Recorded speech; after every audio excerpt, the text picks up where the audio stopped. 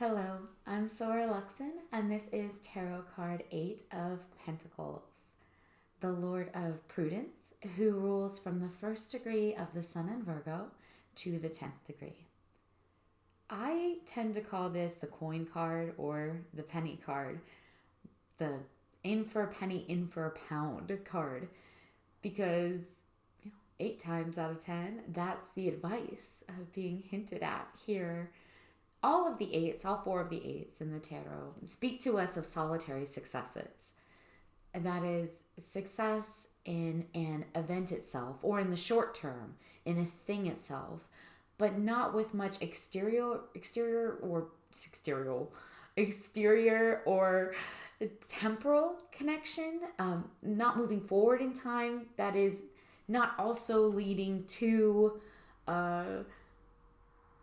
more outside success, outside of the original success or reward action itself.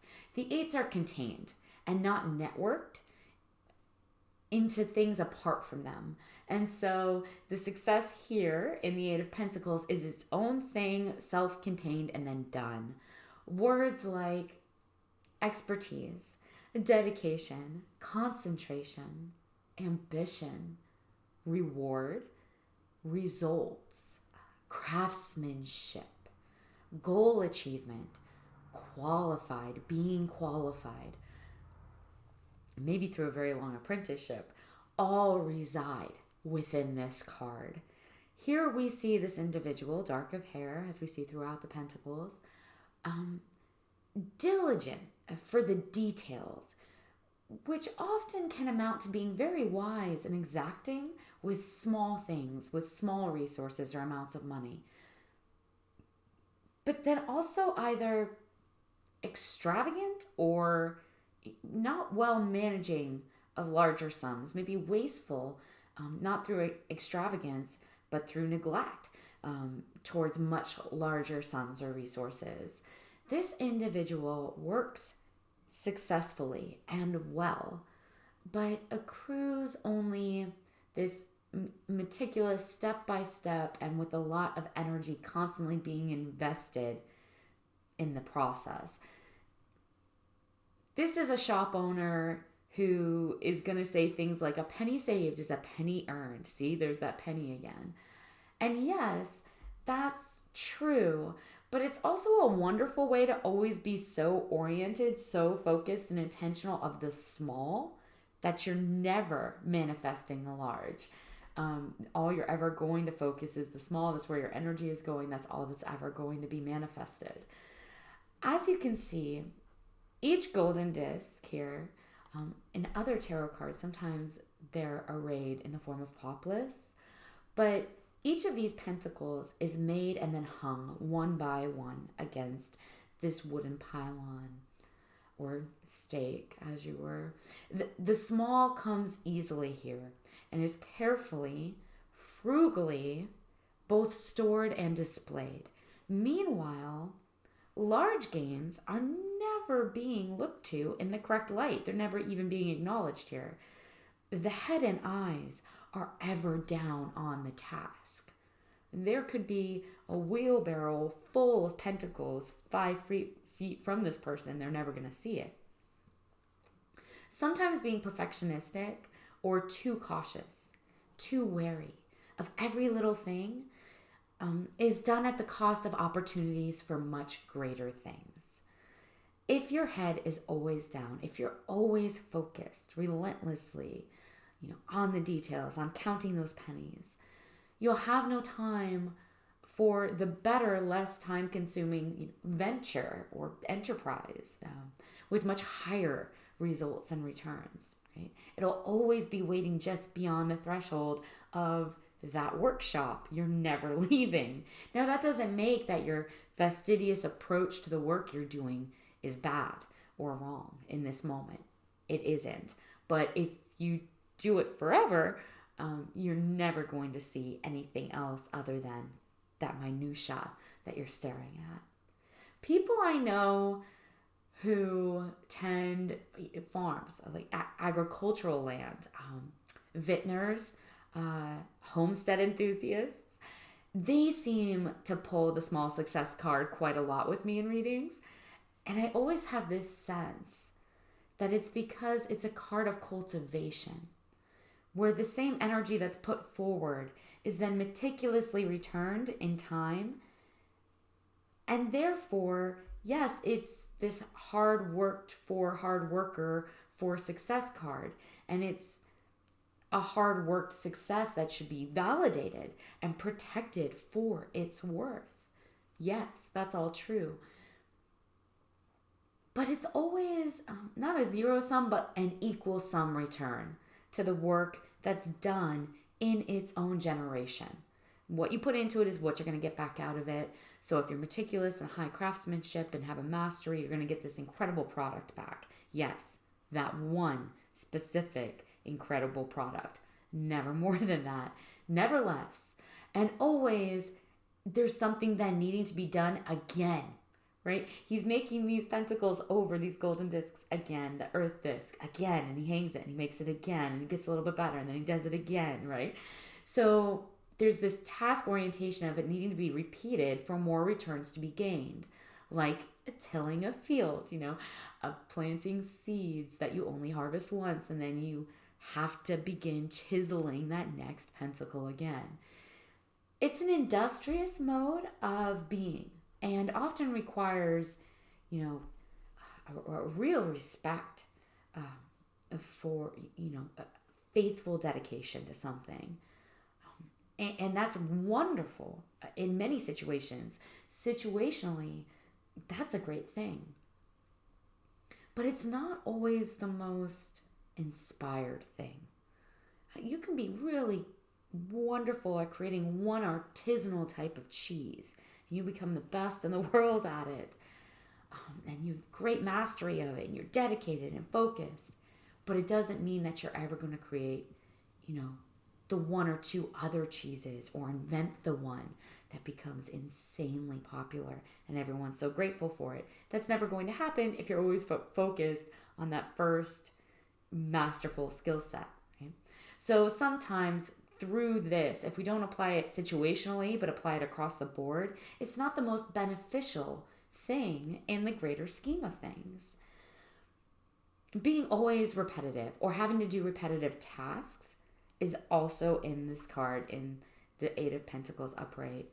So sometimes, as I mentioned, it's an apprenticeship card. Like if someone has taken on a new skill set that they're then painstakingly, assiduously trying to learn. Maybe it's a fighter pilot who leaves their home, leaves their state, or goes to a base. Again, you see the removal of this individual in the card from the town. The town is in the distance. They've left the town, the community, so that they could focus on what they're doing, on that career and that career advancement. So there's nothing wrong with that. There's nothing wrong with being hardworking, trying to learn and gain experience by doing something diligently over and over again, with distancing yourself perhaps from distractions, from other communities, in order to refine or master a new skill. Perseverance does lead to success. A woodworker I know who turns wood to create these amazingly beautiful wooden ranch tables, she pulls this card a lot. She pulls the penny card a lot. So there's definitely, again, that sense of whether it's a lathe, learning that cockpit of that aircraft inside and out every day, 4 hours a day, or a turnstile, or a printing press, or the sequence of buttons that has to be pushed in that sequence every day. Task repetition, which then is meant to hone and refine through experience the acumen of masterful craftsmanship, whether it's lathing wood for a table leg or learning the perfect way to fly a highly advanced technological system. So what to do with the Eight of Pentacles upright? Continue to be diligent. If it's currently serving you well, if you are dedicated and focused and you're getting the returns you expect, penny in, penny out, there is success to be had in the application of devout and conscientious attention. The hard work and focus is paying off. You might not see it yet. You might not be at that end goal, but it is. You are gaining experience. You are gaining mastery. Dedication and perseverance are admirable qualities. If you're honing little aspects in your life, little kinks, refining ever smaller, character traits of the self, or within your lifestyle or application of actions that you take, your relationships with others, keep it up. That diligence to detail, if you continue working on yourself with these little refinements, these adjustments, improvements, small, diligent little improvements, you're going to continue towards, again, that goal of being the best possible version of yourself, or having the best possible relationship or career. If you can learn a new skill right now, if you aren't already, great, keep doing it. If you can learn something new because you aren't currently doing that, apply yourself to something new. Apply yourself to a new skill set, something you can seek mastery of. Go seek it out, find it, and dedicate yourself. Now is a great time to aim a bit higher and really apply yourself faithfully to something. The Aid of Pentacles reversed.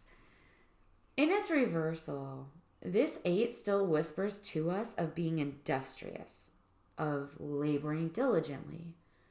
But that labor, that industry, those successes are now veering towards things like accrual for its own sake. So here you can see hoarding, storing up uselessly, whether it's a skill set or resources, or maybe other people that you've networked. Cupidity also tends towards greed as well, and a meanness of spirit. Had of head can also point to someone who's lacking in inspiration, in enterprise.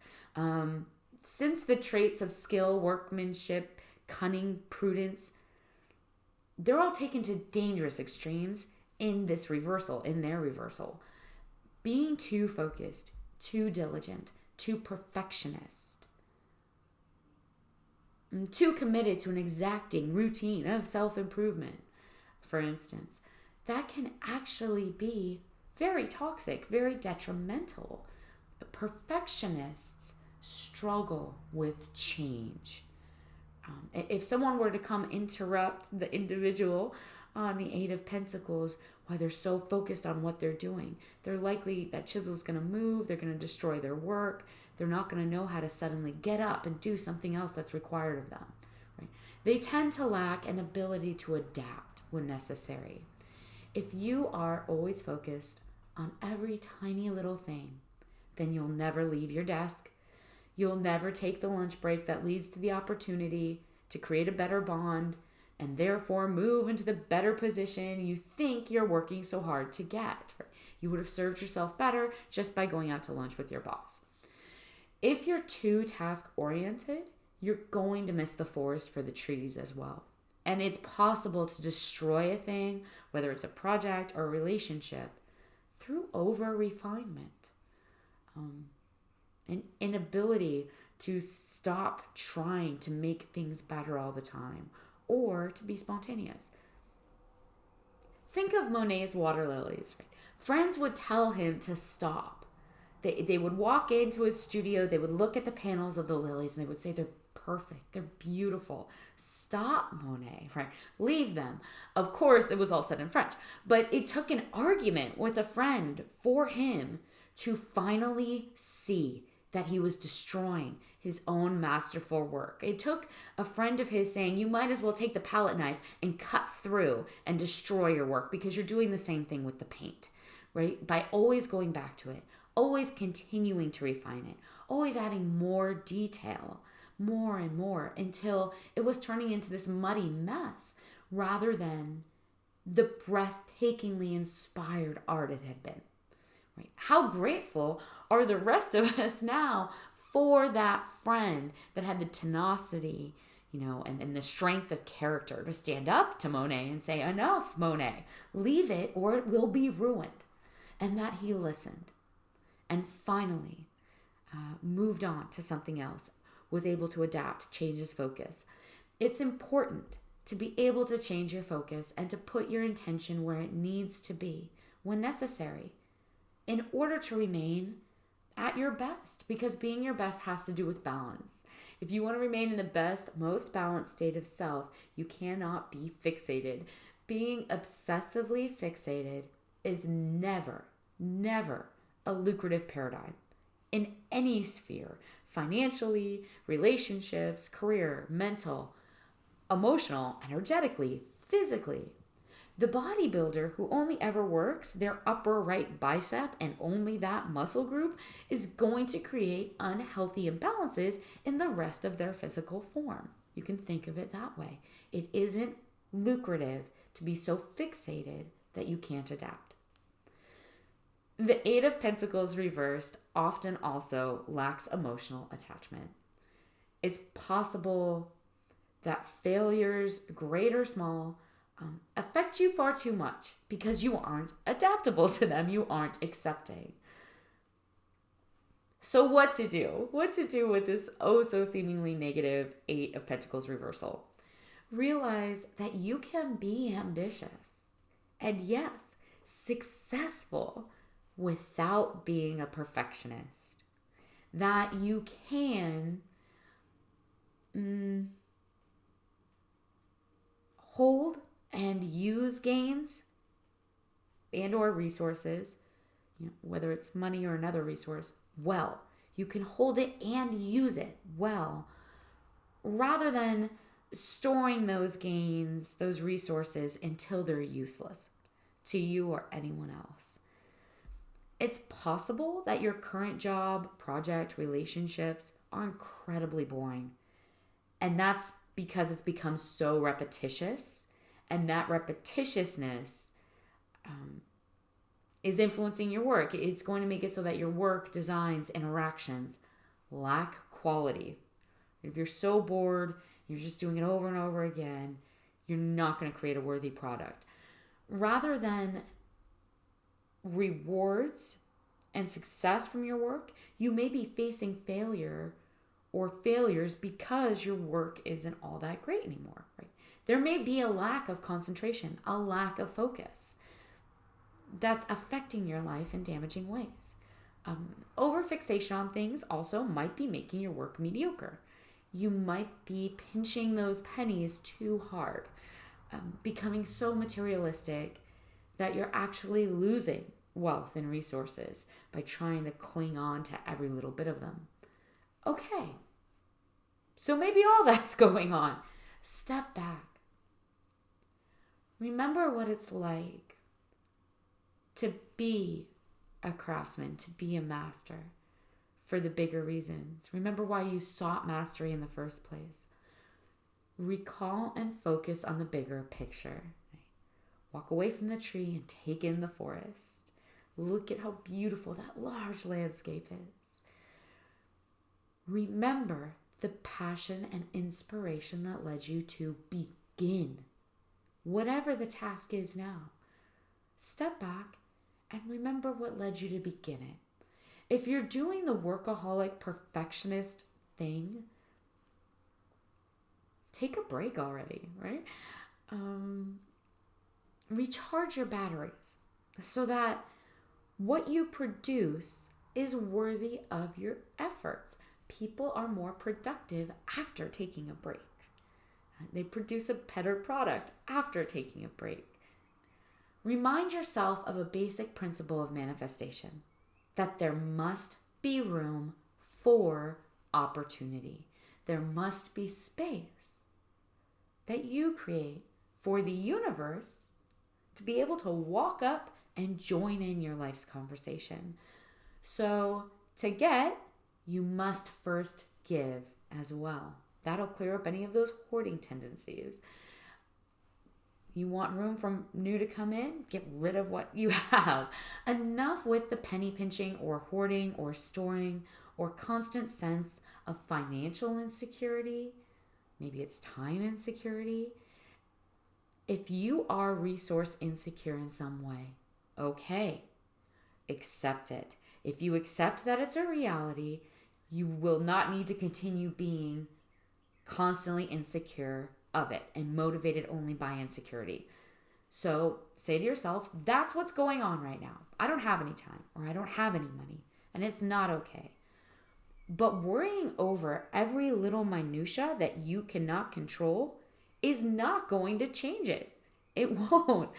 Put your energies instead back where they belong, to improvement, self-improvement, skill improvement. Rather than thinking I have to save this dime because I don't have the $100 to pay the water bill, think I'm not going to focus on whether or not I need to save a dime. I'm going to focus on what new skill I can learn to make $100. Application and diligence, yes, but in balance and harmony with the goal you're actually seeking. And you can focus on the positive rather than the negative. You can be adaptable to failure and change. And that's also going to require you to be well rested and relaxed to some degree. Until next time,